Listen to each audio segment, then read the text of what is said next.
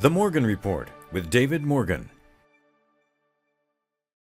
David Morgan with you with the weekly perspective for the week ending 12 October 2018.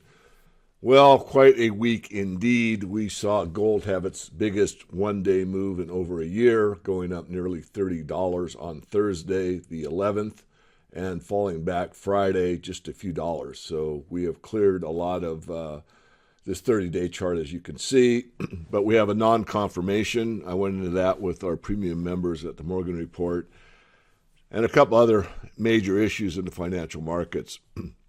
The weekly and monthly charts are showing serious damage to the stock market.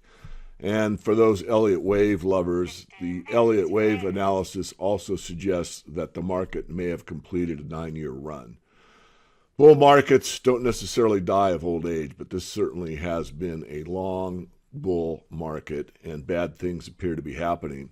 The major one, from my perspective, is what I harp on almost every week, and that's the debt markets. There's been a shift in the bond market in two ways. One, a very long-term trend line has been broken with the recent increase in interest rates, and on the stock market sell-off, normally we see a run to safety, which means bonds, which really isn't that safe, as I said many times. Nonetheless, there wasn't a big rush into the bond market with the rout with the stock market Dow off about 800 points. This is only a few days, so it remains to be determined. On a very short-term basis, Friday's rebound, the rebound on the 12th of October, could prevent further stock damage for the time being. So I'm not the one to agree with some of my peers that this is absolutely it. It could be, but from an analytical perspective, it may not be at this time. We'll have to wait and see. But there are things happening. Obviously, if this is absolutely the beginning, it again remains to be determined, but it certainly could be. I would certainly, if I were investing in the stock market, take a hard look of what my holdings were and would be defensive at this point going further.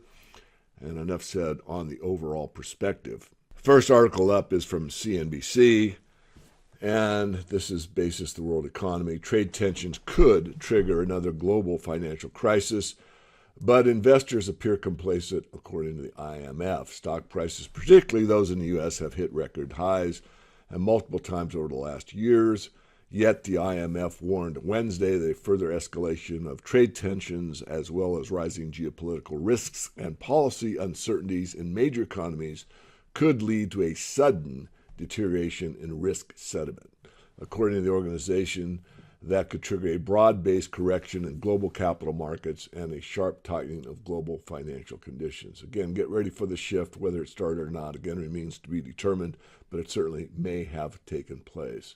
So we won't read the whole article, but it's interesting what they say about China. China is broadly stable. Financial conditions in China, which is at the center of an ongoing tariff fight with the U.S., have stayed, quote-unquote, broadly stable thanks to the central bank's monetary policy easing, according to the IMF. And that means the PBC, the People's Bank of China, has on 4 occasions this year lowered the amount of reserve banks must hold, unlocking more cash to lend to businesses and households to cushion a slowdown in economic activity. But the central bank has maintained that its monetary policy has stayed prudent and neutral and not accommodative. Well, you can make up your own mind on that statement.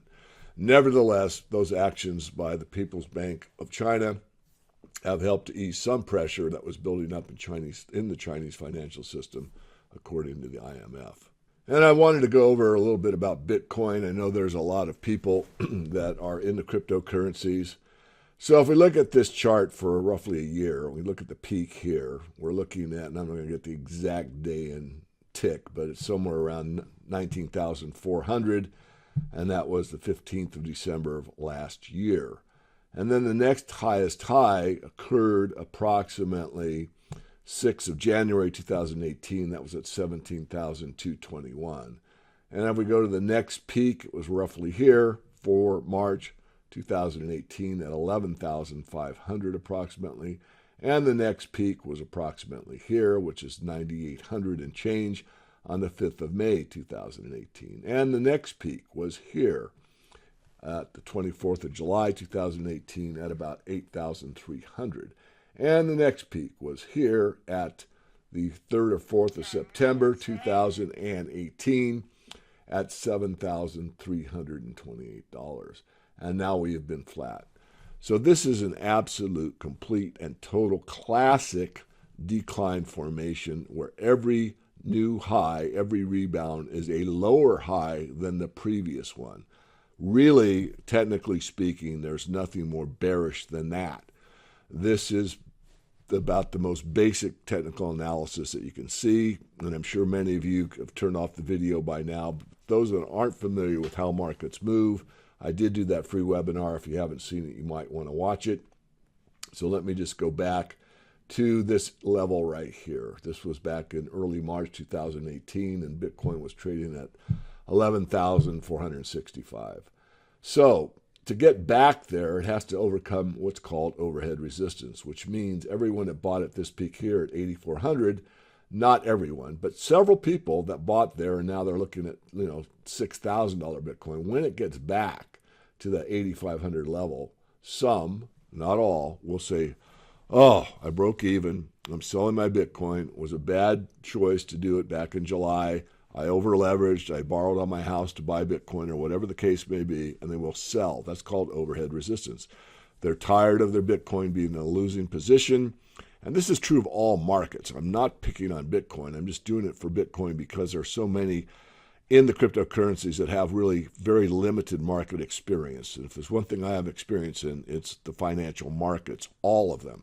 So that's what happens. So that is overcome. If there's more buying pressure, that will go beyond that, and it'll get up to this level, the 9,700 level. In the same scenario, someone that bought near that level will say, aha, I'm even, I'm getting out, I'm not going to lose any money. And the same thing here. So to get back into these higher levels, it's going to have to overcome all that resistance. Now, are we at a bottom at this point in time? And the answer is no one really knows. But we did have a big sell-off in Bitcoin where you would think possibly if it was a hedge against what's going on in the financial markets, you would expect the opposite of this big decline that we saw on the 10th of October, 2018. It's trying to find a bottom. I've said in the webinar what I thought the bottom could be. Time will tell. But is it low? Yes. Relative to where it's been all year, it certainly is. Relative to where it started, it's much higher. So I would just be cautious here, not necessarily negative. But for me, the way I teach and the way I trade, I let the market prove to me that the bottom is in and that it's going to go higher. And that is a probability, but it's a high probability the way that I teach. So I'll leave it at that until next week. Very interesting in the financial markets. Stay tuned. Make sure if you're not to go to themorganreport.com and get on our free email list so you get these weekly podcasts. And if you're so inclined to make money in the resource sector, we are doing a big reveal next week. It's 2 speculative stocks that have massive upside potential that will be released to the public. Again, that will be sent out to our free list on the morganreport.com. And if you're inclined to take advantage of our insights, you can go to themorganreport.com/join and read all the benefits of becoming a premium member. I'll be back with you next week. Stay up to date on everything in the global economy, the currency crisis, cryptocurrencies, and the hard asset sectors such as gold and silver. Sign up for our free weekly perspective updates at themorganreport.com. While you are there, be sure to check out our membership services where you can get expert trading recommendations and read analysis for just $50 per month. The Morgan Report is a world-class publication aimed at helping you secure your financial independence, regardless of the economic outlook. It's the knowledge you need to protect and grow your wealth.